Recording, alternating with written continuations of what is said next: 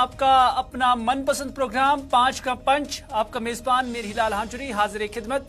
और 5 के पंच में आज भी हम 5 खबरें लेकर आए हैं, और वो 5 खबरें जो आज जम्मू कश्मीर के अंदर ही नहीं बल्कि पूरे मुल्क के अंदर अहम सुर्खियां बनी हुई है। सोशल मीडिया से लेकर दूसरे प्लेटफॉर्म्स पे हम देख रहे हैं कि ये खबरें आज काफी गश्त कर रही थी, और इन खबरों में जो 5 खबरें हमने सिलेक्ट की हैं उनके हवाले से हम एक एक करके हर खबर के हवाले से जो मुफस्सल तफसीलात है आप तक पहुंचाने की कोशिश करेंगे। 5 के पंच में आज की अहम 5 खबरें आपके टेलीविजन स्क्रीन पर है।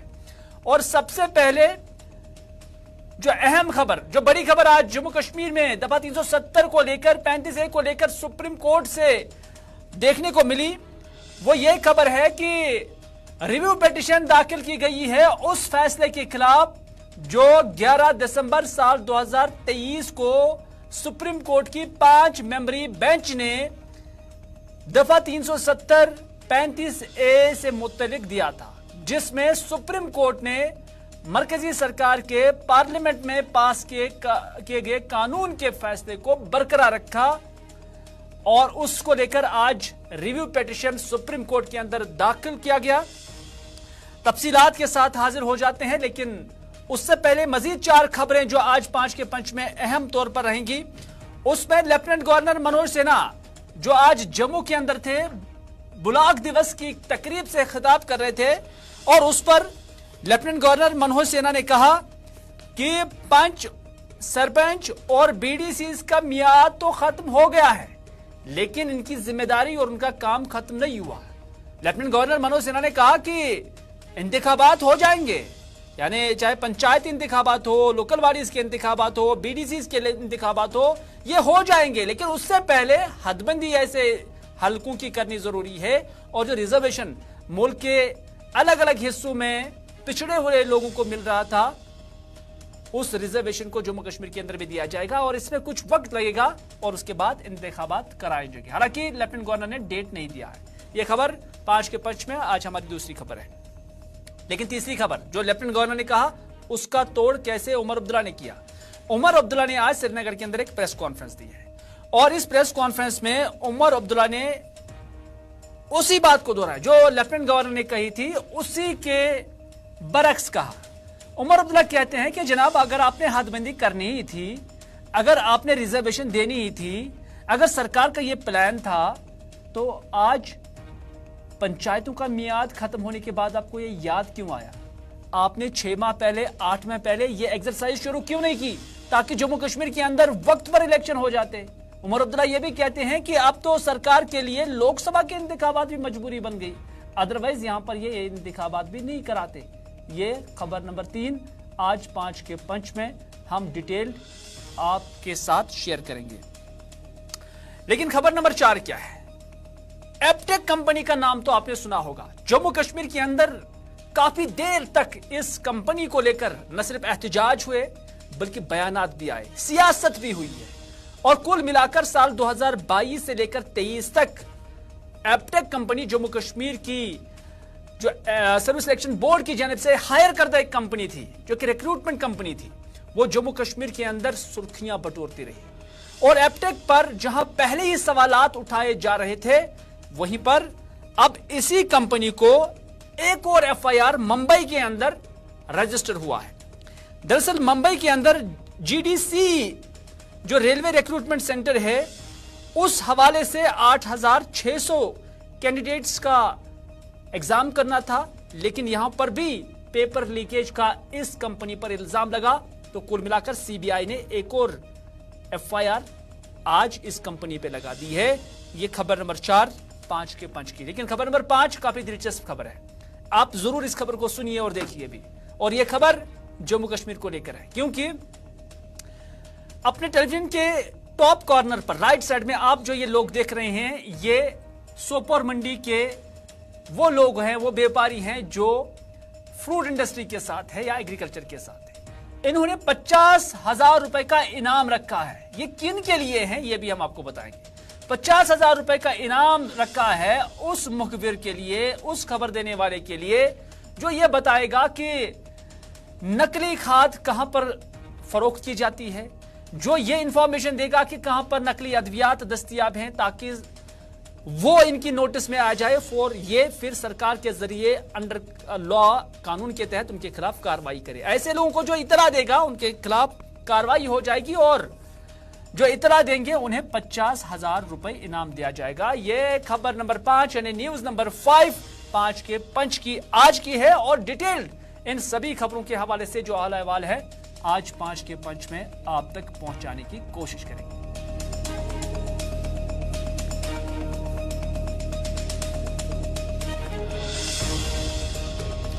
चलिए 5 के पंच की बाज़ाब्ता शुरुआत करते हैं और सबसे पहले आज सुप्रीम कोर्ट के अंदर रिव्यू पिटीशन दाखिल की गई है। अवामी नेशनल कॉन्फ्रेंस हो, सीपीआईएम हो या उसके साथ साथ JKPM Jammu Kashmir people's movement जो एक वक्त में शाह फैसल की जमात हुआ करती थी, उन्होंने भी रिव्यू पिटीशन यहां पर दाखिल की है और इनका कहना है कि इस फैसले में जो 11 दिसंबर साल 2023 को सुप्रीम कोर्ट ने सुनाया है उस पर काफी लूप होल्स है और इस हवाले से उनका यह भी कहना है कि अब हमने उन गलतियों का या उन लूप होल्स की निशानदेही कर दी है हमारे वकील ने। आप देख सकते हैं अपने टेलीविजन स्क्रीन पर मोहम्मद मुजफ्फर शाह जो कि अवामी नेशनल कॉन्फ्रेंस को रिप्रेजेंट कर रहे हैं, सुप्रीम कोर्ट के इहाते में मौजूद है। हमारे नुमाइंदे ताबिश कमाल के साथ उन्होंने बात की, उन्होंने कहा कि ऐसी जो लूप होल्स हैं उसकी हमने निशानदेही की है और उन्हीं गलतियों को या उन्हीं लूप होल्स की निशानदेही करते हुए हमने ऑनरेबल सुप्रीम कोर्ट की 5 मेंबरी बेंच से यह इस्तदा की है कि आप अपने फैसले पर नजरसानी करें। और इस तरह से मोहम्मद मुजफ्फर शाह का कहना है कि कानून और आईन के अंदर जो भी कोई दरवाजा है उसको खटखटाने की हमें इजाजत है और हम ये दरवाजे खटखटाते रहेंगे। मोहम्मद मुजफ्फर शाह ने ताबिश कमाल के साथ बात करते हुए क्या कुछ कहा, आइए देखते हैं।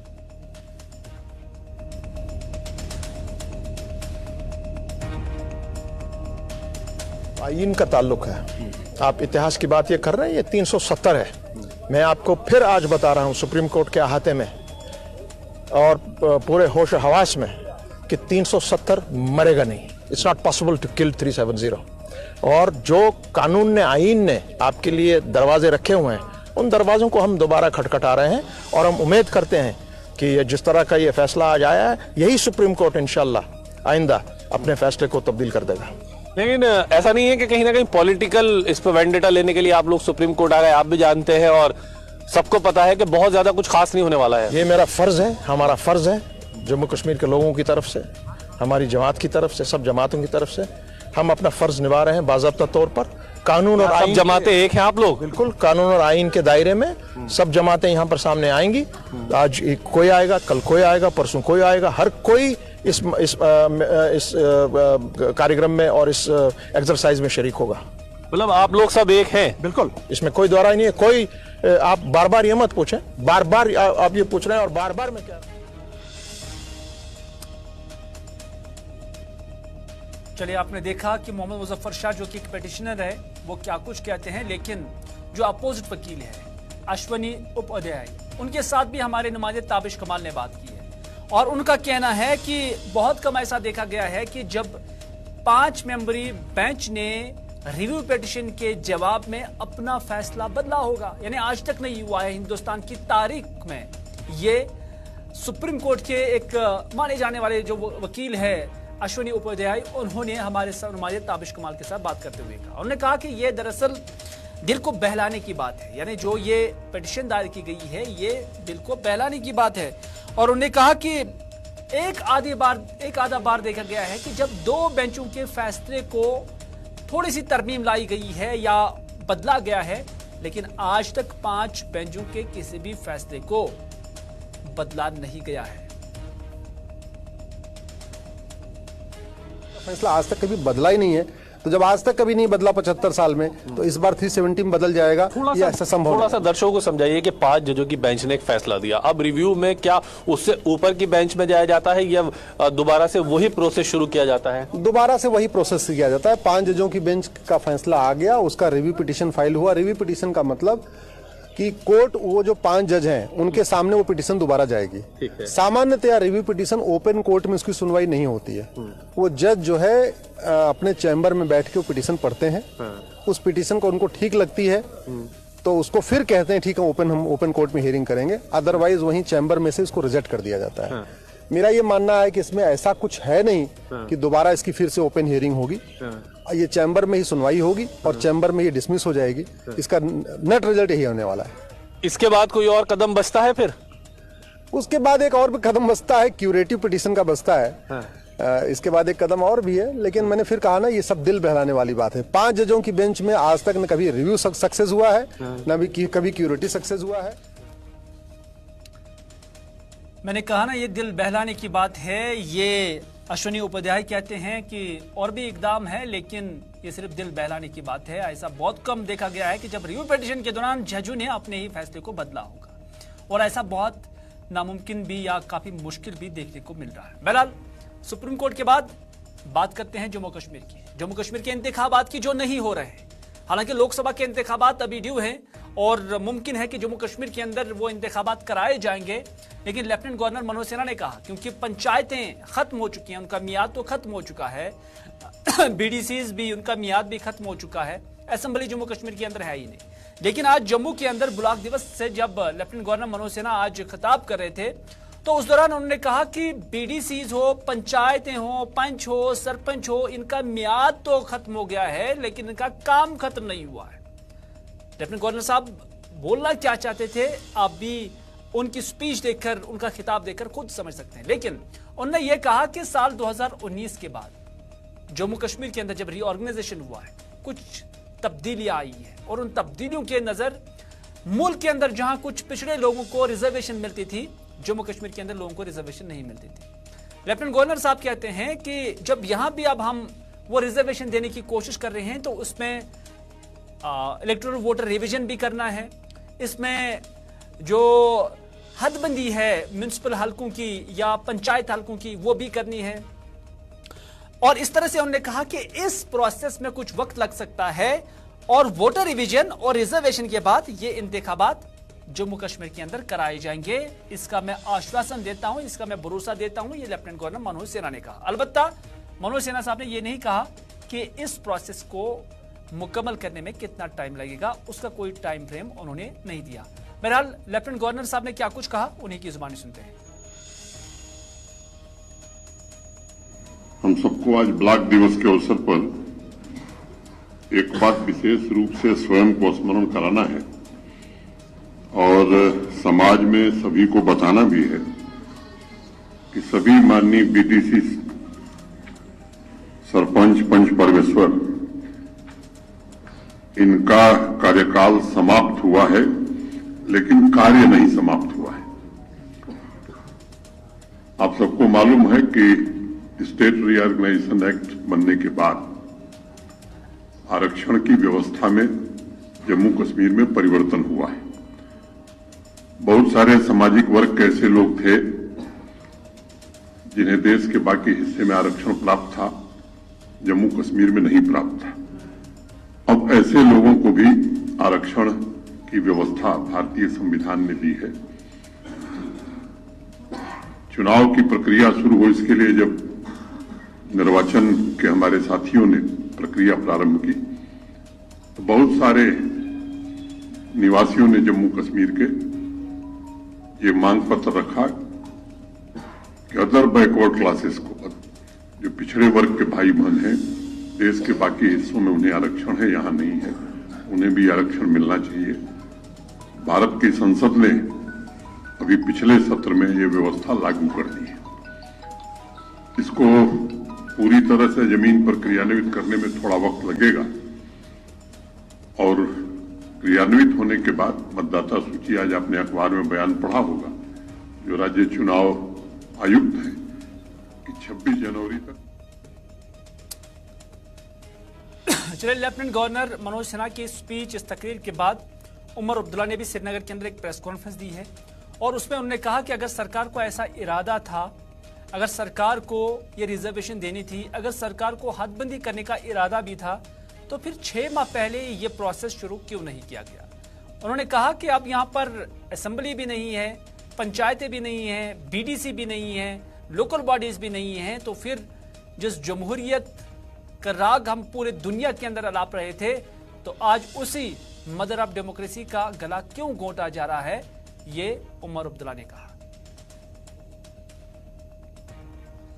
आपकी पंचायतें खत्म हुई, आपको पहले ही से ही पता था कि पंचायतों का टर्म 5 साल का है। क्या 4.5 साल के बाद आप इलेक्शन का प्रोसेस शुरू नहीं कर सकते थे? अगर इसमें भी आपको नए सिरे से डिलिमिटेशन करने की जरूरत पड़ी तो 6 महीने पहले डिलिमिटेशन करते। एक एक करके पहले तो आपने असेंबली खत्म किया, फिर आपने अर्बन लोकल बॉडीज खत्म किए, अब आपने पंचायतें खत्म की। या फिलहाल तो हमें लगता है कि पार्लियामेंट का इलेक्शन कराना इनका यहां इनकी मजबूरी है। और कितने अफसोस की बात कि असेंबली इलेक्शन पे भी सुप्रीम कोर्ट को हिदायत देनी पड़ी।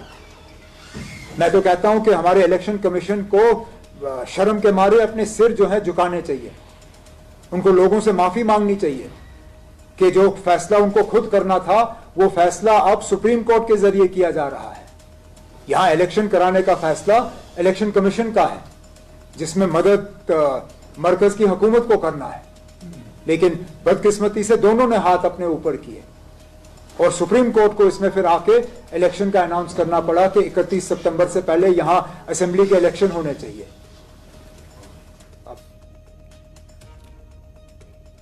अगली खबर में बात करते हैं एपटेक कंपनी की, जो जम्मू कश्मीर के अंदर अपने दौर में चाहे 2021, 22, 23 हो, काफी सुर्खियां बटोरी हैं और जम्मू कश्मीर के अंदर 22 सियासी मौजू भी ये बन गई है।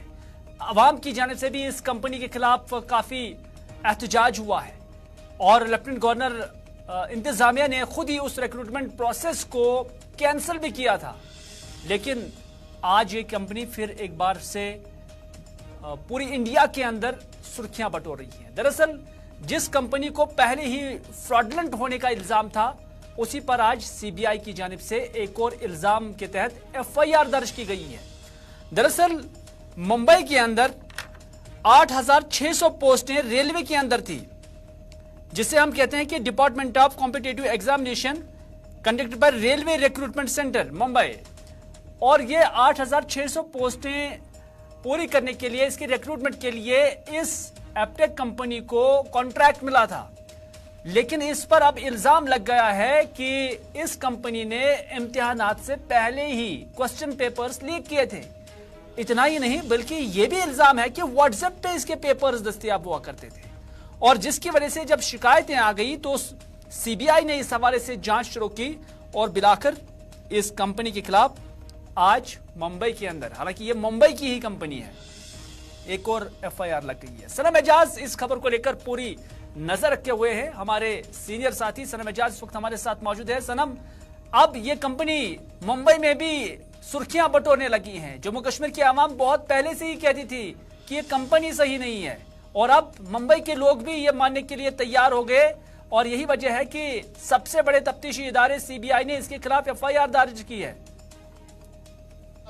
कंपनियां मुल्क में बहुत सी हैं, लेकिन जैसे ही जम्मू कश्मीर में कोई एपटेक का नाम सुनता है, स्पेशली जो स्टूडेंट है या एस्पिरेंट है, तो उसके कान जरूर खड़ा हो जाते हैं। और साफ जाहिर है पहले इस पे इल्जाम लगा था कि लखनऊ में इसने जो रिक्रूटमेंट हुई थी उसमें इसने घोटाला किया था, पेपर लीक किया था, फिर राजस्थान में हुआ था, फिर देश की एक और रियासत में भी हुआ था और जम्मू कश्मीर में 8 एग्जाम इस कंपनी ने कंडक्ट करवाए। अगर आज का एफआईआर जो है, आज का सीबीआई जो मामला है, ये मुंबई के जो रिक्रूटमेंट प्रोसेस था रेलवेज का, उस मामले में लगा है। लेकिन कश्मीर को रिलेटेड या जम्मू कश्मीर को रिलेटेड हम इसलिए देख रहे हैं कि यहाँ इसने 8 करवाए हैं, 8 एग्जाम कंडक्ट करवाए और 8 के 8 पर कश्मीर में लोगों ने सवाल उठाए थे। और पिछले साल तो लोग जो है एस्पिरेंट्स हैं, बच्चे जो हैं, वो लगभग इसी भी जनवरी के महीने में सड़कों पे थे और सड़कों पे उन्हें नारेबाजी भी की, बहुत से लाठीचार्ज भी पुलिस को करना पड़ा था और कश्मीर के बच्चों, जम्मू के बच्चों को डंडे भी खाने पड़े थे उस लॉ एंड ऑर्डर की सिचुएशन में। और तब ये था कि जम्मू कश्मीर की जो पुलिस में जो रिक्रूटमेंट हुई थी, जिसको आज भी लोग शुभात की नजरों से देखते हैं, क्योंकि उसमें भी आज भी सवाल वही है।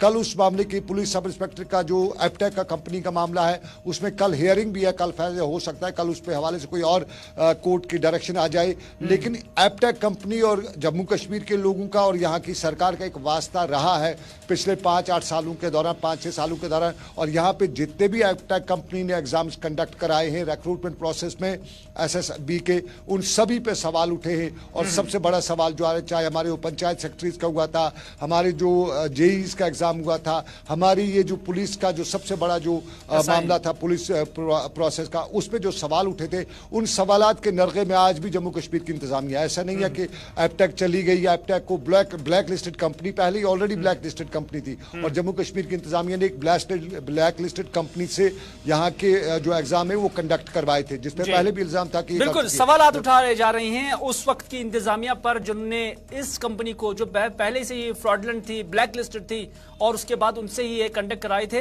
लेकिन आज इस पर एक बार फिर से जो अवाम के शक व शुबात थे उस पर एक बार फिर से मोहर लग गई है। सनम एजाज, आपका बहुत बहुत शुक्रिया इस खबर के हवाले से पूरी जानकारी देने के लिए।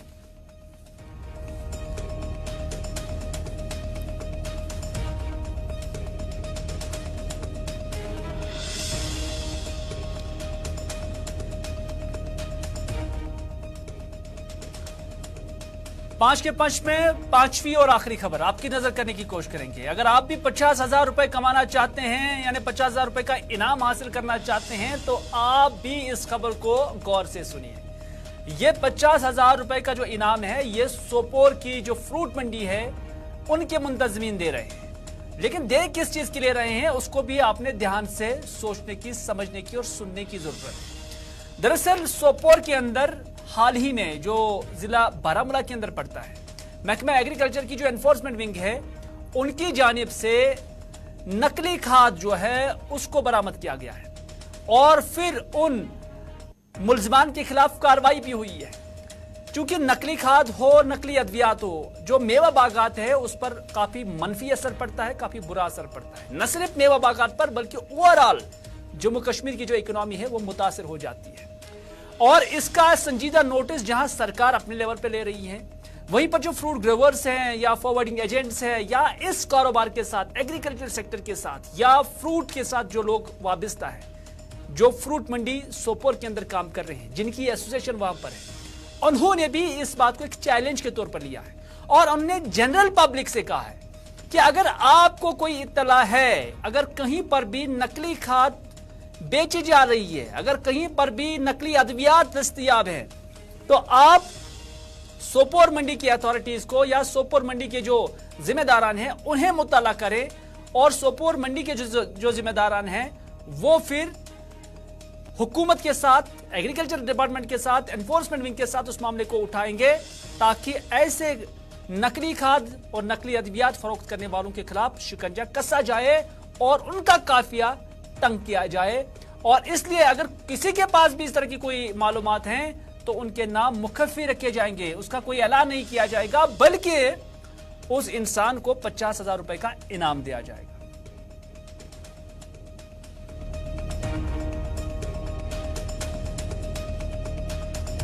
ये 4-5 सालों से हम कंटिन्यूसली गवर्नमेंट से ये रिक्वेस्ट करते हैं कि जो गैर मैरी पेस्टिसाइड फर्टिलाइजर जो मार्केट में, उनके खिलाफ सख्त से सख्त कार्रवाई होनी चाहिए।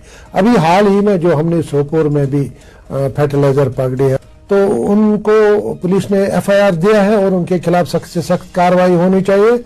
और सीधा हम गवर्नमेंट से बार बार ये कहते हैं इनके खिलाफ PSA लगना चाहिए। आज मैं ये ऐलान करता हूं कि जो भी हमको इन्फॉर्मेशन दे देगा, हमारे फोन नंबर उस तमाम ग्रोवरों के पास है, डीलरों के पास है, जिनके पास है तो हम 50,000 रुपए का इनाम रखते हैं जो भी हमको इंफॉर्मेशन दे देगा रिगार्डिंग गैर मैरी पेस्टिसाइड्स, गैर मैरी फर्टिलाइजर, और उनका नाम हम सारे आम नहीं लाएंगे, गुप्त रखेंगे उनका नाम। मैं तमाम लोगों से अपील करता हूं कि इसमें मदद करें और जो भी किसी जगह आपको मिल जाएगा तो हमको इन्फॉर्म करें, क्योंकि ये हमारी मईशत को खत्म करना चाहते हैं। आप देखें एक जो बेसिक ग्रोवर है जो बेचारा बैंकों के कर्जों के नीचे,